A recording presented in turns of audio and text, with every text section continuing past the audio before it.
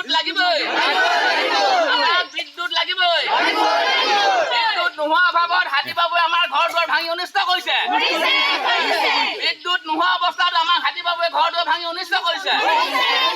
প্ৰতি বছৰে হাতী বাবু আমাৰ ইয়ালৈ আহিবলৈ হৈছে আমাৰ পথৰ দুৰৱস্থা একেবাৰে আমি আজি বহুত দিনেই এই পথটো গোহিন দাসৰ দিনতে নিৰ্মাণ কৰিছিল তাৰ পৰা আজিলৈকে কোনো মেৰামতি হোৱা নাই আৰু এতিয়া আমাৰ এনেকুৱা অৱস্থা বৰষুণ এজাক পৰিলে মানুহ যাতায়াত কৰিবলৈ নোৱাৰে গাঁওখন হ'ল আমাৰ হগলতলি কলংপাৰ হা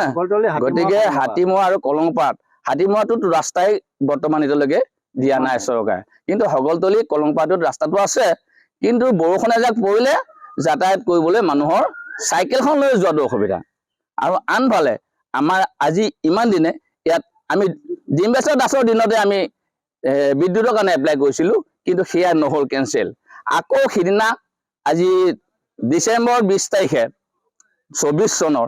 23 এই 2023 ডিচেম্বৰ 20 তাৰিখে আমি বিধায়ক মহোদয়ৰ পৰা ডকুমেণ্টছ কৰি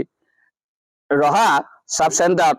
মানে বিডিঅ ছাৰৰ ওচৰত আমি এপ্লিকেশ্যন কৰিছিলোঁ কিন্তু আজিলৈকে তাৰ পৰা কোনো ফলৱৰ্তী আমি হোৱা নাই কাৰণ আমি সুধিছিলোঁ এমাহৰ আগত তেওঁ কয় যে কোনো এতিয়া বৰ্তমান স্কিম ধৰাই নাই গতিকে আৰু কেতিয়া বানপানী আৰু বনৰীয়া হাতীৰ আতংক ইয়াত হয় হয় আমাৰ বনৰীয়া হাতী আৰু বানপানীটো একেবাৰে চিয়ৰ আৰু বনৰীয়া হাতী আজি 2 বছৰ ধৰি কণ্টিনিউ কাতি মাহৰ পৰা পুহ মাহলৈকে হাতী বাবুৱে মানে আতংক কৰিবলৈ ধৰিছে গতিকে এইবিলাক আমাক চৰকাৰে কোনো গুৰুত্ব দিয়া নাই এইবাৰ কি কৰিব এইবাৰ আমি কি কৰিম তেখেতলোকে যদি গুৰুত্ব নিদিয়ে আমি ইলেকশ্যনত কোনো ভোট নিদিওঁ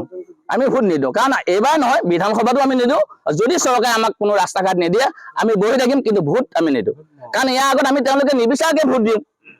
ভোট নিবিচাৰে বিধায়ক এজন আহিয়ে পোৱা নাই হগলতলি হাতীমৰাত বিধায়কখন কেনেকুৱা খোজ দিয়ে পোৱা নাই বৰ্তমান সিদিনাখন হাতী বাবুৱে ঘৰ দুৱাৰ ভাঙা পাছত হাতীমৰাত ঘৰ দুৱাৰ ভাঙা পাছত বিধায়ক মহোদয় আনকি আহি ইয়াত উপস্থিত হোৱা নহল গতিকে তাতকৈ দুখৰ বিষয়ে কি আছে আমি চৰকাৰ বুলি ভোট দি তেওঁলোকৰ ৰজা বনোৱা আমাৰ কি লাভ হ'ল একো লাভ নাই